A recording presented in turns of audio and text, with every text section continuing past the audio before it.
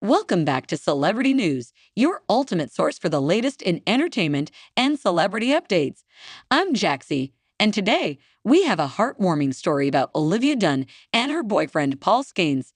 After a stressful Pirates game, the couple unwound with a romantic dinner date that had fans swooning. Let's dive into the details.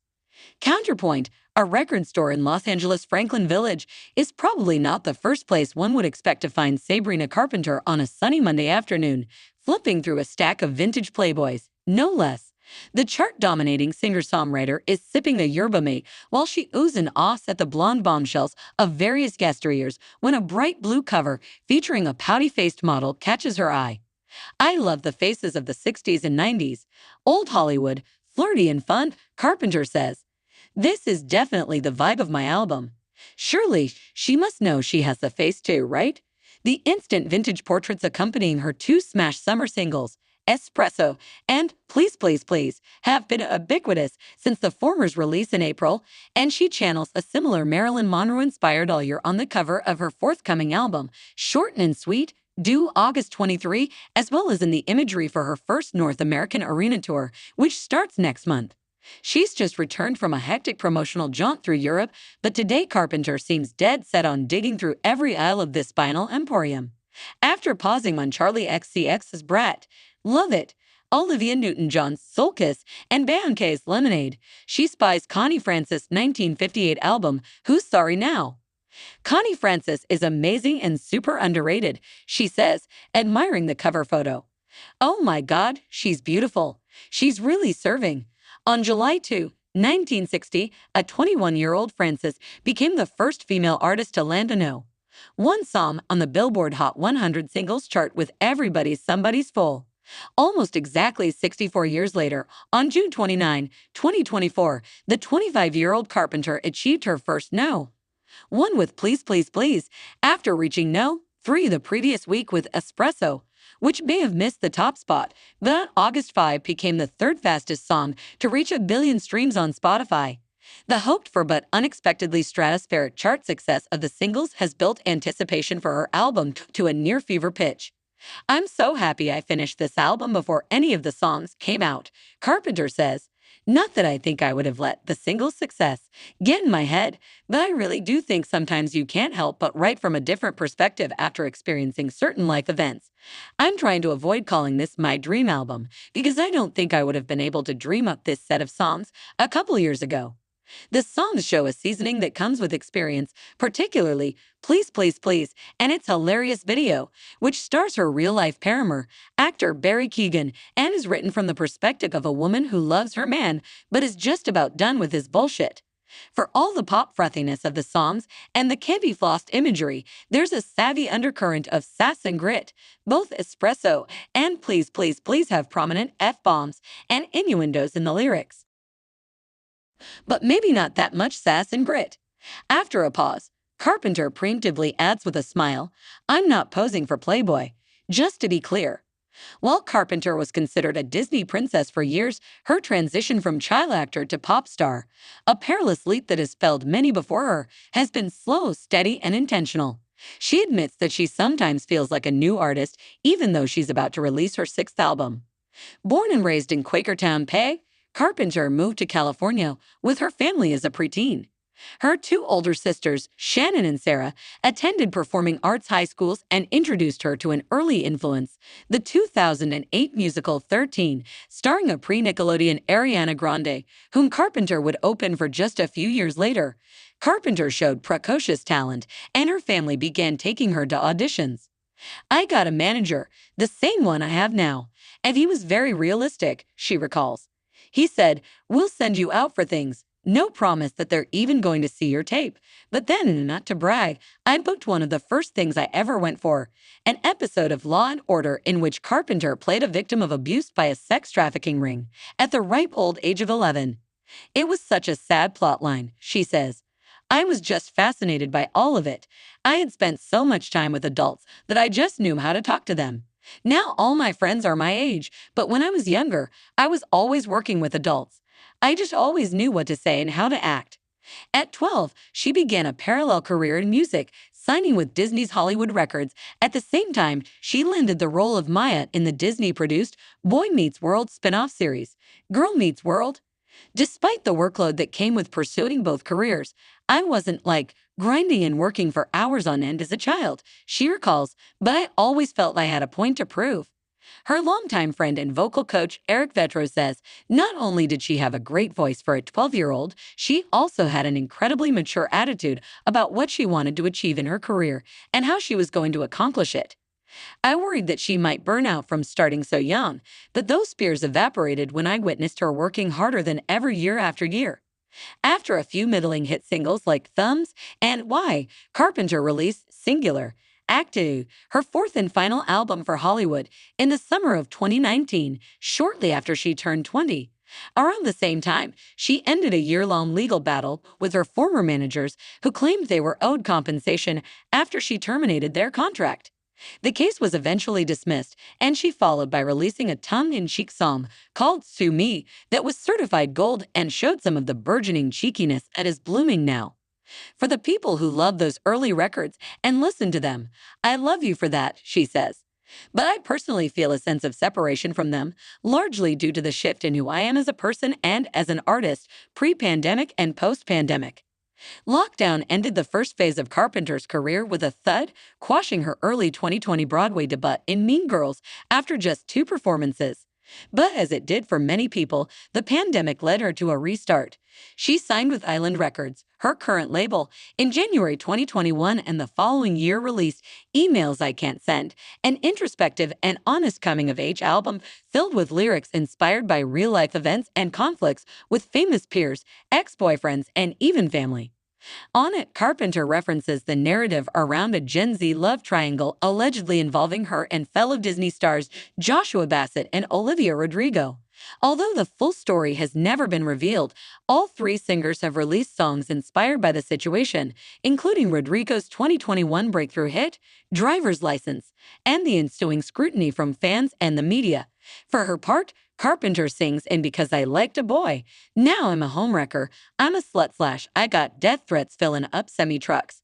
She declines to discuss the situation further.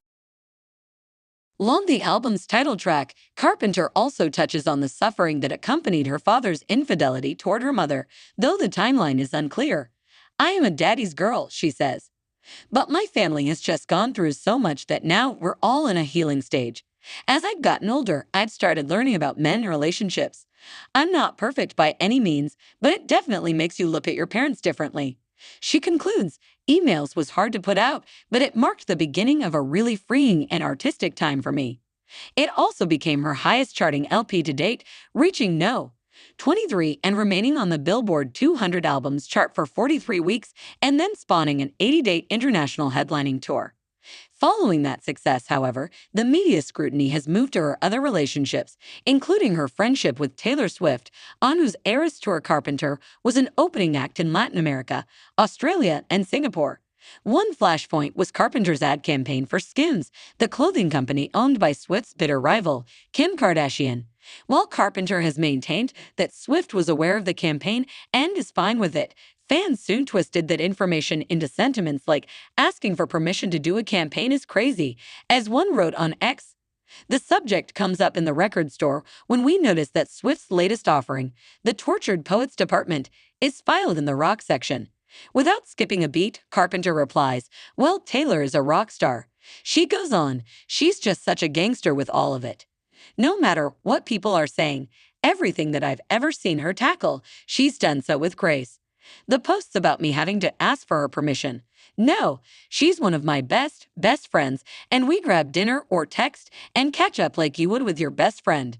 She nods to the mentorship she's received from Swift and others as she grapples with her own rapidly rising fame.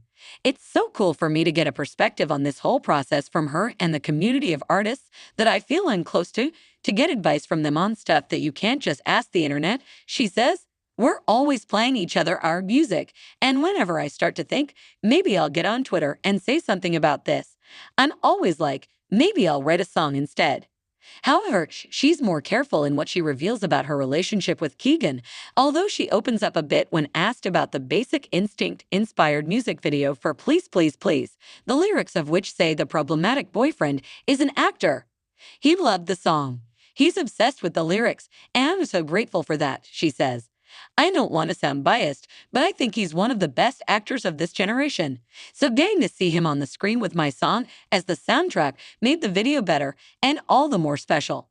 Later, as we pass an astrology book in the store, she says, Barry's a Libra, and so is my sister.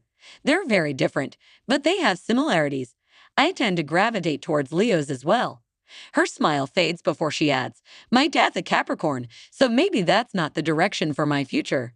Carpenter describes her upcoming record, short and sweet, as the hot older sister of emails. It's my second big girl album. It's a companion, but it's not the same. When it comes to having full creative control and being a full-fledged adult, I would consider this a sophomore album. That maturity and professionalism is co-signed by her collaborators.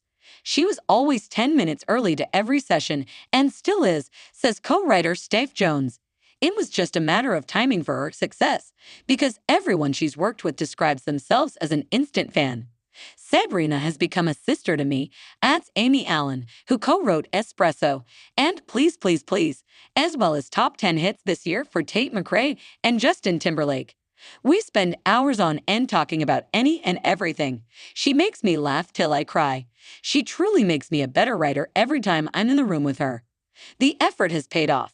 Espresso's indelible hooks and nonsensical catchphrase, "That's that me, espresso," have been quoted and memed by everyone from Cardi B to Brooke Shields, and even inspired an ad for the Paris Olympics. The song, along with stellar performances at Coachella and on Saturday Night Live, effectively launched Sabrina Summer, which Swift proudly predicted in the first week of June. However, Carpenter says, I was completely alone in wanting to release Espresso. Not so much for my immediate team, but when it came to the powers above, she air quotes, there was a lot of questioning behind whether it made sense. But they trusted me in the end, and I was happy that I believed in myself at that moment. It's no accident that everything is falling into place the way she always wanted, says Island Records co-CEO Imran Majid. Sabrina's instincts and creative vision are incredible. She's always thinking 10 steps ahead of the market. Co-CEO Justin Ishak adds, she's an inspiration for her fans, collaborators, and all of us. She's one of this generation's most important artists. Musically, short and sweet, takes inspiration from 90s pop, but fans shouldn't expect the sort of real-time lyrical reveals that have become a trademark of other artists. It feels easier to write about things that happened in the past or that haven't happened yet, she says.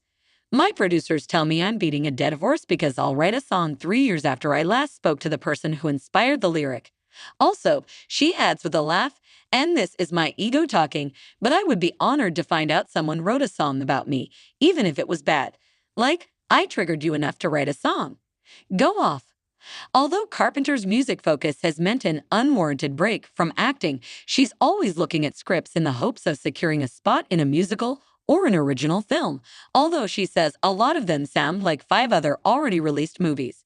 She's waiting for one that feels right. I'm 900 inappropriate jokes away from being a Disney actor, but people still see me that way, she says. I'm always extremely flattered to be grouped in with the other women and girls who I've idolized and looked up to who came from that, but I feel very distant from it. By the time we exit the store, Carpenter is clutching a bag full of records, 2 Beatles solo albums, Ringo, and Paul McCartney's Red Rose Speedway, an Old Island Records promotional compilation because it's my label, several randos because she liked the artwork, and finally, a $100 copy of Interview magazine with Keanu Reeves on the cover for her sister. She gushes about the forthcoming vinyl edition of her own album, which includes a non-streaming bonus track. There are also cassette and CD variants with alternative covers. The retro-inspired package was designed by herself, her sister Sarah, Dana Gottlieb, and Chase Shoebridge. I spent so much time working on the vinyl. I think it's one of my favorite things I've ever made, she says. Sarah is coming to pick her up, but first we decide to venture to a neighboring Van Leeuwen ice cream shop. At the entrance, Carpenter stops dead in her tracks when she sees what's taped to the door. A blown-up poster of her own face advertising the brand's limited edition espresso flavor. "Oh God," groans the singer who has been coasting unrecognized, or at least not approached, in the closed-up record store. How embarrassing is that? Additional reporting by Jem Aswad. Please don't forget to like, comment, share, and subscribe to my YouTube channel, Jaxcey N24. Thank you for watching.